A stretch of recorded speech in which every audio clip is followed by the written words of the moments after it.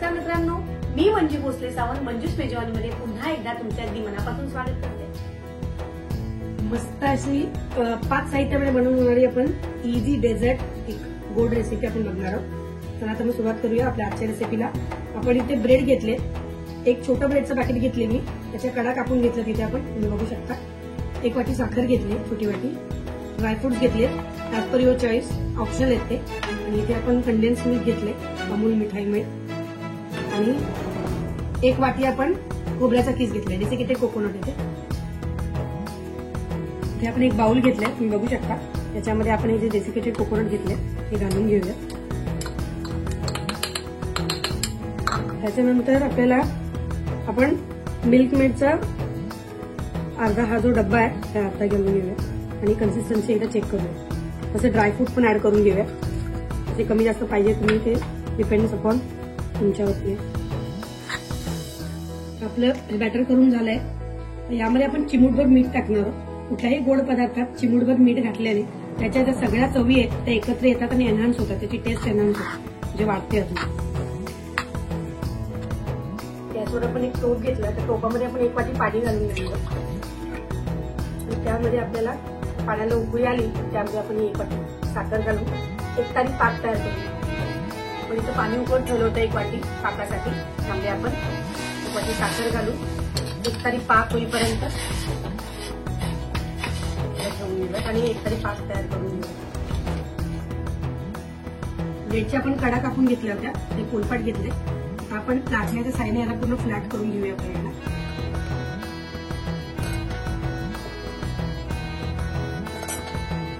पाक ओव्हर आपला रेडी होते, तोपर्यंत ही प्रोसेस करून घेऊया। आणि ही जी फिलिंग आपण बनवली कोकोनट आणि मिल्क मेडची, याच्यामध्ये टाकून व्यवस्थित असं रोल करून घेऊया। एंडिंगला ठेवू शकता तुम्ही अशा प्रकारे।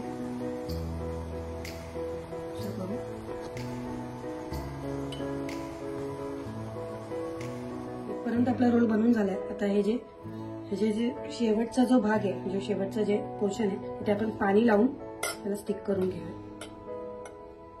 अशा प्रकारे सर्व रोल आपण बनवून घेऊ। एकीकडे आपण पॅनमध्ये तेल गरम करत ठेवले फ्राय करण्यासाठी। तेल आपलं गरम व्हायला ठेवून देऊयात आपण। मस्त असे रोल्स आपण बनवून घेतले। आता आपण इथं तेल तापायला ठेवलं होतं, तेल आपलं गरम झालंय, आपण एक एक करून त्यामध्ये फ्राय करून घेऊ।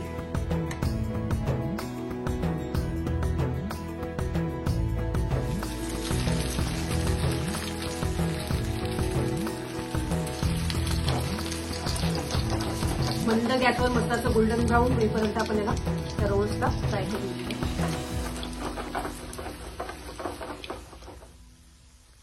मस्त असे गोल्डन ब्राऊन झालेले आहेत आपले रोल्स।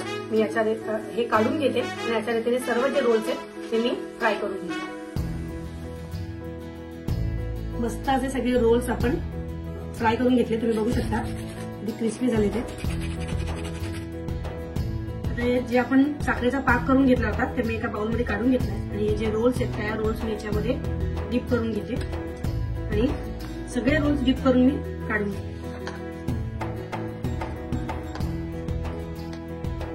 मस्त असे सर्व रोल मी साखरेच्या पाकामध्ये डिप करून घेतले। आता आपण सर्विंग प्लेटमध्ये सर्व करून घेऊ।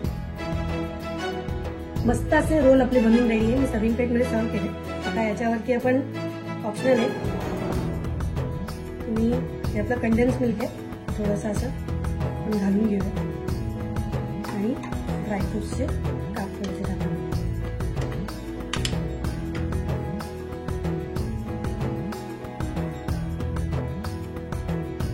मस्त असे शाही रोल्स आपले बनवून रेडी आहेत। नक्की ट्राय करून बघा आणि कसे झाले हे कमेंटमध्ये कळवायला विसरू नका।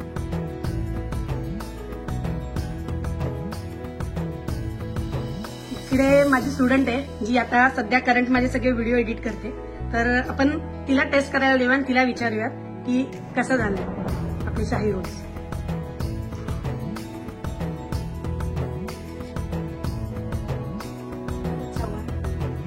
थँक्यू।